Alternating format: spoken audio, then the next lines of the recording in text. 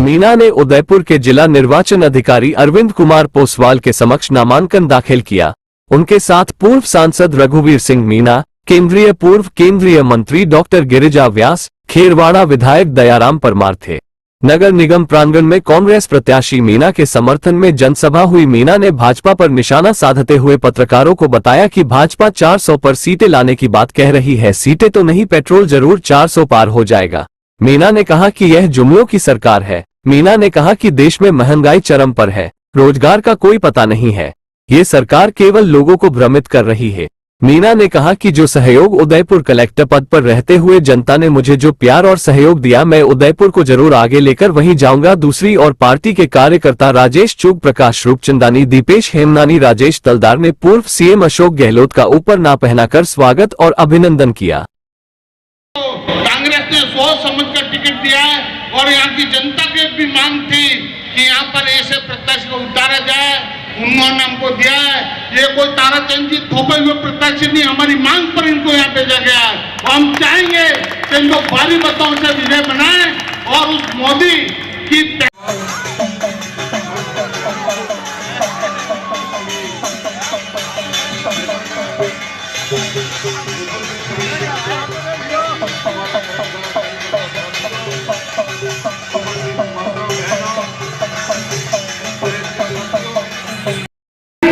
कांग्रेस कार्यकर्ता,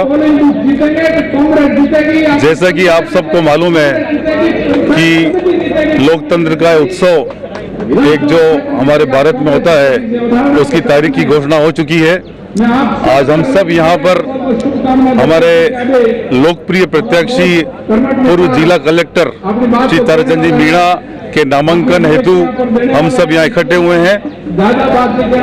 जैसा कि आप आज देश का माहौल देख रहे हैं कि देश में तानाशाही इस कदर बढ़ चुकी है। भारतीय जनता पार्टी के सरकार द्वारा जिस तरीके से मानव अधिकारों का हनन किया जा रहा है, निर्दोष लोगों को जेलों में ठूसा जा रहा है, उस हिसाब से आज जरूरत है कि भारत में वापस से कांग्रेस पार्टी को लाने की, कांग्रेस को शासन कराने की।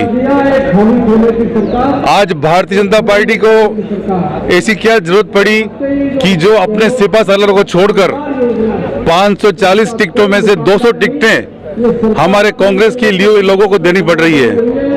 वायदा करते हैं 400 पार का, जब आपके पास खुद के आदमी नहीं है जीतने वाले, आप हमारे आदमी तोड़ के, कांग्रेस से तोड़ के, दूसरे दलों के तोड़ के उनको चुनाव लड़वाना चाहते हैं और 400 पार का नारा देकर जनता को गुमराह करना चाहते हैं। देश में आज जरूरत है IIM, IIT, नई शिक्षा नीति, बेरोजगारी की समस्या सबसे बड़ी समस्या जो अभी ताजे आंकड़े आए हैं, उसके बावजूद देश की जनता को धर्म की आड़ में झोंका जा रहा है, धर्म की आड़ में भाई को भाई से लड़ाया जा रहा है। मैं पूरे उदयपुर की जनता को ये विश्वास दिलाता हूं कि जो आज कैंडिडेट कांग्रेस ने ताराचंद जी मीणा के नाम पर जो दिया है, वो उनको परिचय की आवश्यकता नहीं है। उन्होंने यहाँ पर कलेक्टर रहते हुए जिस तरह के विकास कार्य, जिस तरीके से हर समाज, हर तबके, हर वर्ग के लोगों को उन्होंने सहयोग करके उनकी समस्याओं को दूर किया और उदयपुर की जनता उनको सांसद बनाती है। और तो आप उसके बाद आपको किसी परिचय की जरूरत नहीं पड़ेगी। ऐसे सांसद को चुनने के लिए मैं आपको सबको निवेदन, जैसा कि अभी आपने सवाल किया कि भाजपा की लहर चल रही है, उससे तो ये साफ पता चलता है कि कांग्रेस के लोग जो भाजपा में शामिल हुए थे, सब टिकट उन कांग्रेस वालों को मिल रही है। इससे क्लियर हो जाता है कि कितनी लहर चल रही है। और हमारे समाज में ताराचंद जी मीणा ने जितने भी हमारे सिंधी समाज में काम करे, आधी रात को 12 बजे 1 बजे फोन करके उन्होंने हमारे काम को निपटाया। उदयपुर शहर को पहली बार ऐसा कैंडिडेट मिलने जा रहा है। पूरी जनता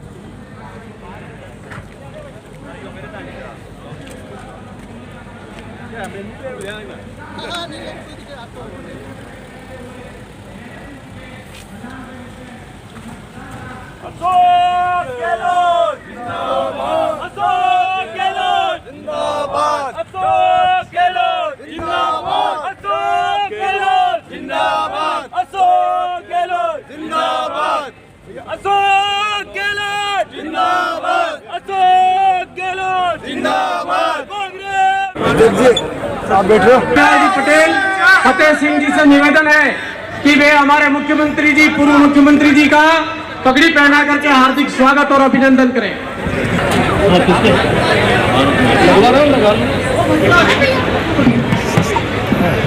हमारे प्रत्याशी ताराचंद जी मीणा साहब, जिला और शहर के अध्यक्ष जी फतेह सिंह जी, चारों में अभिनंदन करें।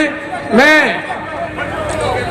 सभी साथी जो यहाँ पर मेहमान के रूप में पधारे उनका हार्दिक स्वागत अभिनंदन करता हूँ। मैं आमंत्रित करता हूँ स्वागत के गायक और अक्षेत्र के झुंझारू नेता आदरणीय रघुवीर सिंह मीणा को कि वे पधार करके स्वागत करें।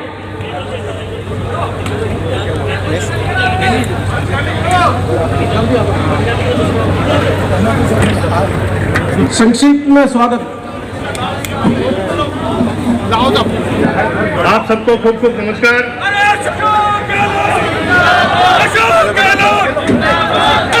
कांग्रेस पार्टी के मुख्य मेहमान के रूप में पधारे हुए राजस्थान धीरज डांगी जी, हमारे सीनियर नेता, और दयाराम जी परमार साहब, हमारे उम्मीदवार और पूर्व कलेक्टर साहब, जिन्होंने पूरे क्षेत्र में कलेक्टर रहते हुए बहुत ही अच्छी सेवा दी है, और पार्टी और हमारे आटोही विधानसभा क्षेत्र से, आसपुर से, दरियावाद से, उदयपुर से सभी सीनियर नेता, पूर्व विधायक साहिबान, जिला अध्यक्ष जी दोनों, तीनों, चारों, हमारे और समाज कार्यकर्ता भाइयों और बहनों, हम सभी, ये चुनाव बहुत ही महत्वपूर्ण चुनाव है। 2024 के चुनाव देश की जनता के लिए होता है, कभी वोट का काम पड़े नहीं, क्योंकि भारतीय जनता पार्टी के नियत राजनीति में काम करने का अधिकार देता है। वो अधिकार हमारा छीन खत्म कर सकते हैं। एसटी, एससी, ओबीसी का जो रिजर्वेशन है वो खत्म कर सकते हैं। उसके लिए जरूरी है 400 से ऊपर सीटें लोकसभा में होनी चाहिए, और राज बनाने के लिए 272 सीटें चाहिए। जबकि राहुल गांधी जी इस पूरे देश में हजारों किलोमीटर तक पैदल यात्रा करके आज 10,000 किलोमीटर के करीब यात्रा इस पूरे देश में, और वो इस चुनाव को आखिरी चुनाव भी बनाना चाहते हैं। इसलिए इस चुनाव को मामूली नहीं समझ रहते हैं। जिस फड़े में रहते हैं उस फड़े में रह के घर घर घूम के आप काम करेंगे तो हम निश्चित तौर पे जीत जाएंगे। और आगे ये ध्यान रखना है, विधानसभा का चुनाव स्थानीय मुद्दों पे होता है, और राज्य के समस्याओं के बारे में सदन मिलके हमारे जो संविधान में जो अधिकार हमको दिए हैं उन अधिकारों की रक्षा करके आगे समस्या का समाधान करने में सहयोगी बन सके। इसलिए ज्यादा लंबी बात नहीं कहके आप इतनी संख्या में पधारे हो, आप सबका अभिनंदन है। और 26 अप्रैल का जो दिन है वो बहुत महत्वपूर्ण दिन है। एक एक वोट जाके डालना है। आप सबकी उपस्थिति में ताराचंद जी ने आज पार्टी के आदेश के अनुसार नामांकन पत्र दाखिल कर दिया है। कल से आप सभी लग जाएं, आज से ही लग जाएं, ताकि हम सब इतने दिनों में काम करके पार्टी को जिता सकें। हमारे पार्टी में बहुत संकट है। आज मुख्यमंत्री ने थोड़ा हमारी बोलिए, उसके लिए हम मेहनत करते हैं। तो आप सब मेहरबानी करके जो आने वाला समय है उसको देखते हुए निश्चित तौर पे कांग्रेस के पक्ष में वोट डालेंगे और वोट डालेंगे। और एक एक कार्यकर्ता अपनी जिम्मेदारी समझ के पार्टी के आदेश के अनुसार आप सब पार्टी के उम्मीदवार बन के काम करें। यही मैं बात कहता हुआ एक बार आप सब सबके क्षेत्र के उन सबका हार्दिक अभिनंदन करते हुए मेरी बात को यही विराम देता हूँ। बहुत बहुत धन्यवाद। जय हिंद। हमारे ब्लॉक के काफी लक्ष्मण सिंह वगैरह सभी, किसी को हम मंच पे बुला नहीं सके हुए हमारे राजस्थान के पूर्व यशस्वी जननायक पूर्व मुख्यमंत्री आदरणीय अशोक गहलोत जी साहब, ताराचंद जी मीणा साहब, पूर्व सांसद रघुवीर सिंह जी एवं सम्मानित मंच और सामने गांव-गांव टाणी के जांबाज कार्यकर्ता। जैसा कि पूर्व में सभी वक्ताओं ने बता दिया कि केंद्र की तानाशाह सरकार ने जिस तरह से कांग्रेस के का जिस तरह से दुरुपयोग हो रहा है उसका मुंह तोड़ जवाब जो केंद्र में तानाशाह सरकार में संभव हो पाएगा। हम सभी अपनी एकजुटता का परिचय दें और कांग्रेस को विजय बनाए। जय हिंद, जय कांग्रेस, जय भारत। गरीब आदमी की क्या समस्या है, किस समस्या को समझना है, उसका समाधान करने के जो प्रशासनिक अधिकारी के रूप में वो कर सकते थे किया है। तो ऐसे समझदार व्यक्ति को हम पार्लियामेंट में दयाराम जी परमार साहब, रघुवीर जी मीणा साहब, हमारे मंच पर विराजे हुए समस्त वरिष्ठ कांग्रेसी नेतागण, जिलाध्यक्षगण, उपस्थित पंचायती राज संस्थान के प्रतिनिधि, भाइयों बहनों, हमारी कांग्रेस के विभिन्न प्रकोष्ठों से जुड़े पदाधिकारीगण, महिला शक्ति, मैं अपनी बात प्रारंभ करूं उससे पहले मैं भारत माता की जय बोलना चाहूंगा। आप सभी मेरा साथ दें। भारत माता की, भारत माता की, भारत माता की। राजस्थान का स्थापना दिवस है। इसके अवसर पर मैं आप सभी को हार्दिक शुभकामनाएं, बधाई देता हूं। साथियों, आपको पता है कि राजस्थान का स्थापना दिवस तभी संभव हो पाया है वाली कांग्रेस पार्टी ने संघर्ष करके, आंदोलन करके, अहिंसक आंदोलन करके और विभिन्न हमारे जो महापुरुष थे उन्होंने लड़ाई लड़के देश को आज़ाद किया और देश की आज़ादी में सबसे बड़ा योगदान कांग्रेस पार्टी का है। यह हमें सभी को ध्यान है।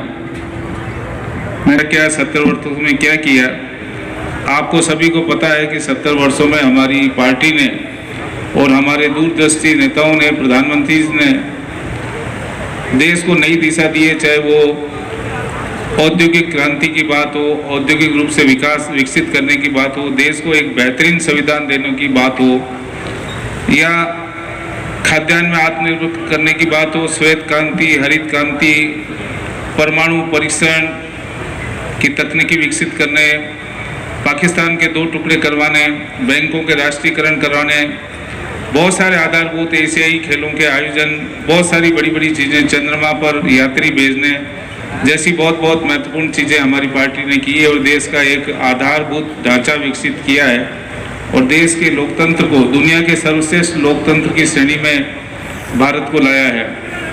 हमारे जो दूरदृष्टि प्रधानमंत्री पंडित नेहरू जी, आयरन लेडी इंदिरा गांधी जी, सूचना एवं क्रांति के प्रेरणाता स्वर्गीय युवा प्रधानमंत्री राजीव गांधी जी, देश को आर्थिक मंदी और आर्थिक रूप से संपन्न कराने वाले आदरणीय मनमोहन सिंह जी जैसे हमारे प्रधानमंत्री रहे हैं और देश को खूब आगे ले गए।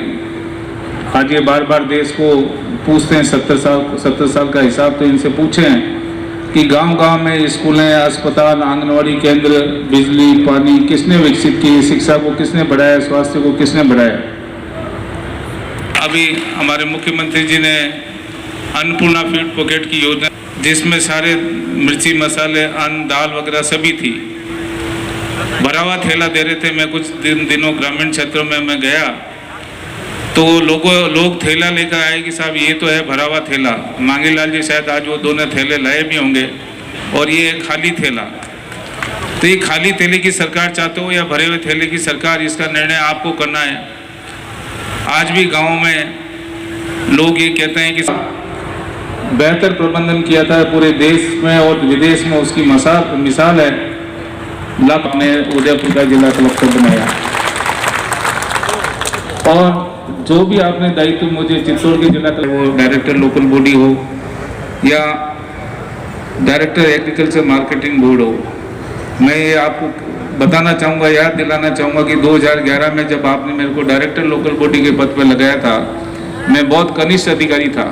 ये आदिवासी क्षेत्रों में उत्कृष्ट कार्य करने के लिए मिशन कोटड़ा पर राज्य स्तरीय प्रथम मुख्यमंत्री एक्सलेंस उदयपुर में शहरी क्षेत्र हो चाहे ग्रामीण क्षेत्र हो, चाहे आपने आदिवासी लोक कला और संस्कृति को प्रोत्साहित करने की दृष्टि से हमने शानदार कोटड़ा का आदिवासी महोत्सव विश्व स्तरीय कराया था और बिना माइक के, बिना प्रचार के 40-50 हज़ार लोग उस सम्मेलन में, उस कार्यक्रम में आए थे।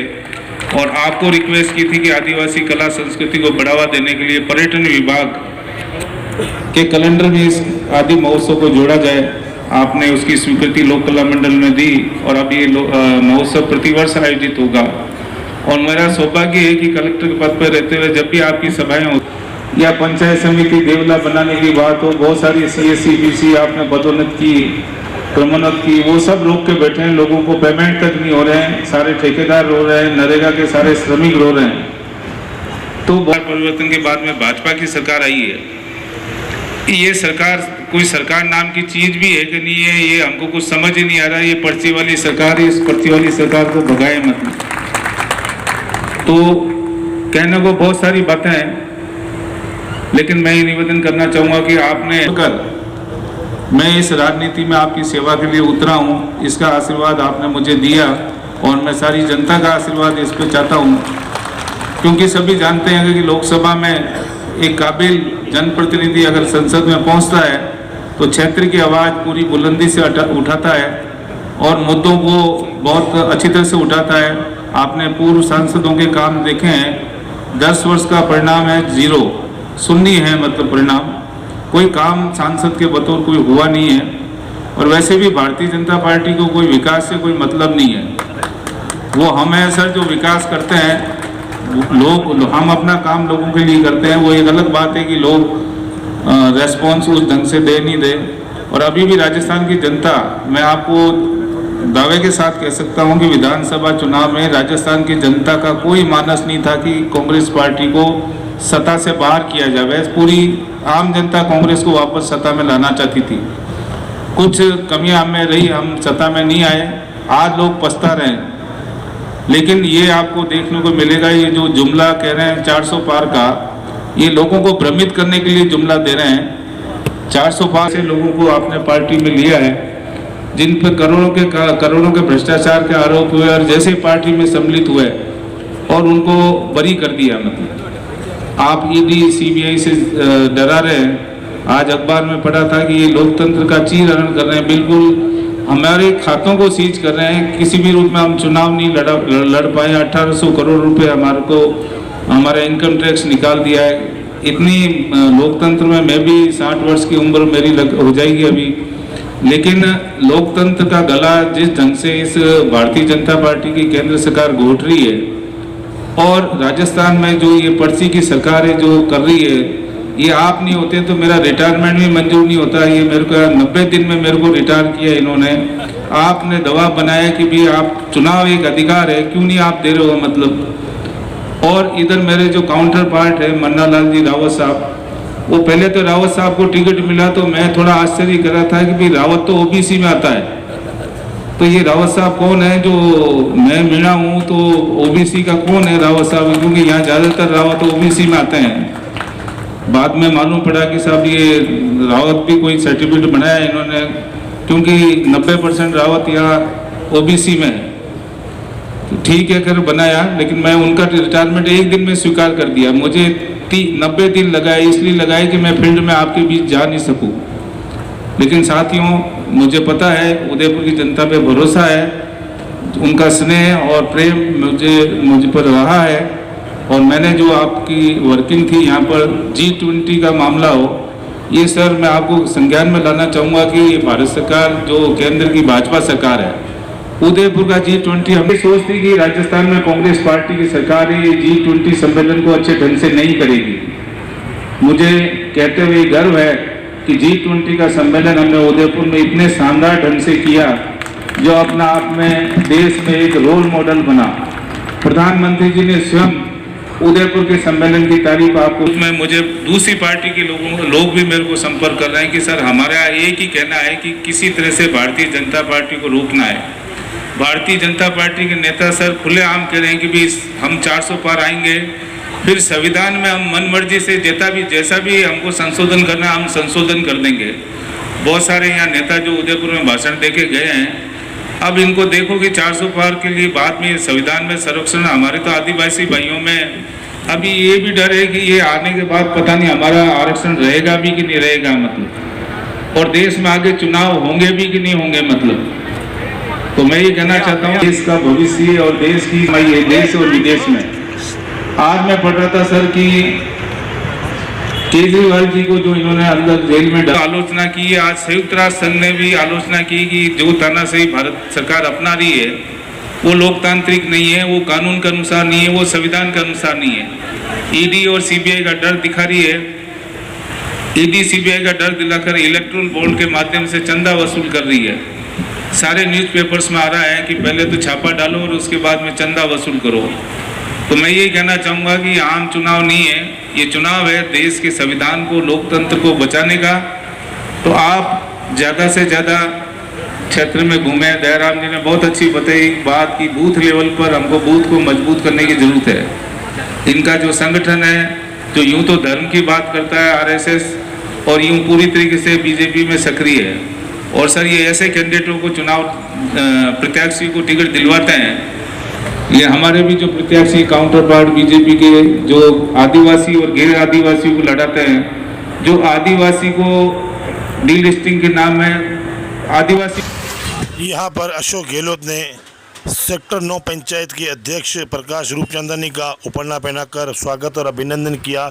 साथ में राजेश तलदार, दीपेश हेमनानी, राजेश चुग, संजय भक्तानी भी उपस्थित रहे। दोस्तों, और क्षेत्र की जनता इंतजार कर रही है।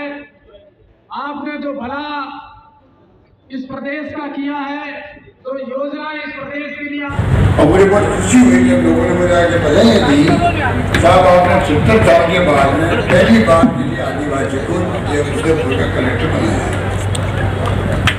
और तारचंद मीणा ने वो काम कर दिखाया।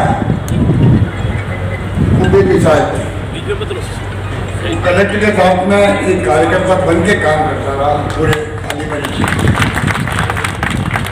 गाँव में जाना, उनके सुख दुख में साथी बनना, समस्या सुनना, समझना, उनको हल करना। तो जो काम उन्होंने मुझे कहा, मैंने कभी कहूँगा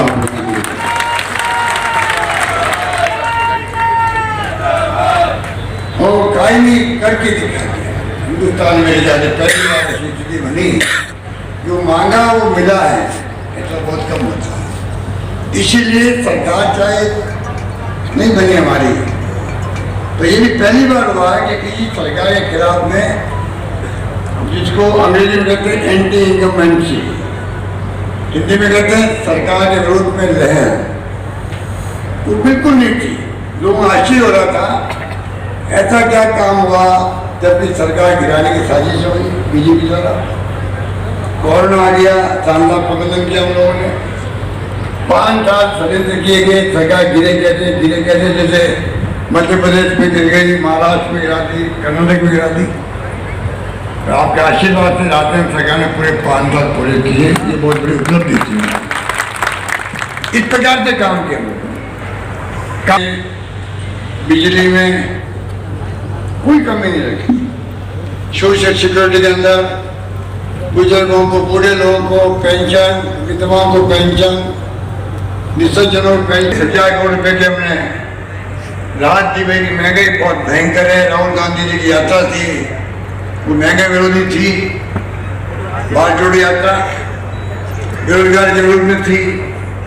गरीब और अमीर में खाई बढ़ती जा रही है। गरीब का की उसकी चर्चा आज तो राजस्थान दिवस है। आप सबको मुबारकबाद बधाई कि राजस्थान चर्चा में कभी नहीं आता। रेगिस्तान इलाके हैं, भूखमरी है, और सरकार ने बन भाई इतने झूठ बोले लोग। रेप बहुत ज्यादा हो रहे हैं। अभी 2.5 महीने होगा कितने रेप हुए राजस्थान के अंदर, चोरी हो रही, डकैती हो रही है। अभी आपने 3 दिन पहले उदयपुर में एक ज्वेलर को मार दिया, लूट के ले गए। परसों जयपुर में लूटमार हो गई। वहां पर सबसे बड़ा झूठ बोला गया,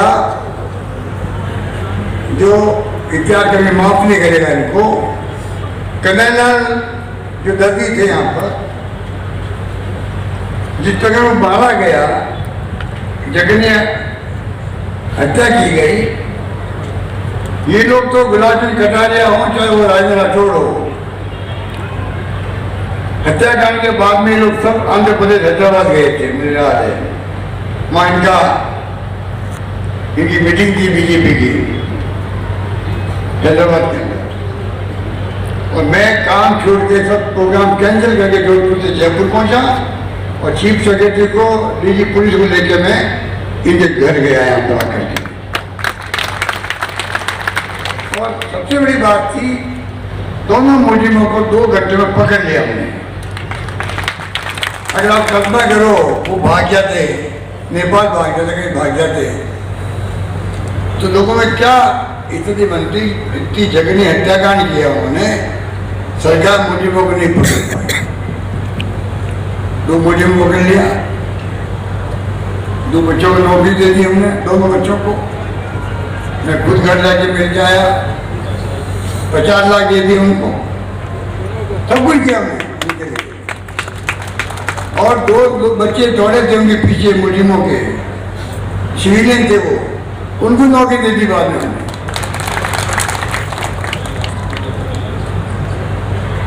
और सारे जो घायल हुआ उनका इलाज करवाया।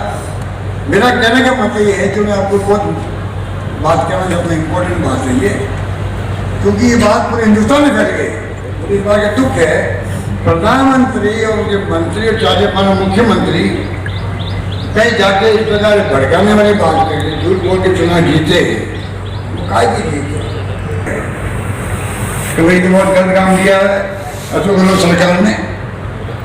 हिंदू को 5 लाख के बिना का गर्दन काट दी और मुसलमान को 50 लाख दे दिए। ऐसी बात फैली, ऐसी बात फैली, ऐसी बात फैली, लोग जेल में बैठ गए वोट देते वक्त। इतने झूठे लोग हैं ये। मंत्री को भी मुख्यमंत्री के अंदर कैसा चार्ज लेते चला है, खतरनाक दौर से मुल्क गुजर रहा है। सुन लीजिए कान खोल के सब लोग। मैं पूरे देशवासियों को प्रदेशवासी कहना चाहता हूँ, अगला चुनाव, आगे चुनाव होगा नहीं होगा कोई गारंटी नहीं है। आप लोग देखते होंगे, सोशल मीडिया पढ़ते होंगे, साहित्यकार, पत्रकार, लेखक क्या क्या बोल रहे हैं वो। डॉक्टर अम्बेडकर के संविधान की धज्जियां उड़ रही है, कानून का राज नहीं है। इलेक्ट्रॉन बॉन्ड लेकर के 8,500 करोड़ रुपये इकट्ठे कर लिए, छापे डालो ईडी के, इनकम टैक्स के, चलो धमका उद्योगपतियों को, यदि वो 100 करोड़ देता है वो केस खत्म कर देता है। तो फैसला दिया, अब ये घबराए हुए लोग हैं, घबराए हुए लोग हैं। SBI जो बैंक है सरकार की, वो तैयार नहीं हुई पहले सूचना देने के लिए। अभी इलेक्शन हो गए थे, फर्जी इलेक्शन हो गए। इलेक्शन कमीशन आया मीडिया के पास में, वो कह रहा मुझे फांसी लगनी चाहिए। हमारे यहाँ इलेक्शन कमीशन बैठे हुए ना, इनकी भी आत्मा जागेगी किस प्रकार आपको आपका दुरुपयोग किया जा रहा है, दबाव दिया जा रहा है आपके ऊपर चुनाव करवाने के लिए।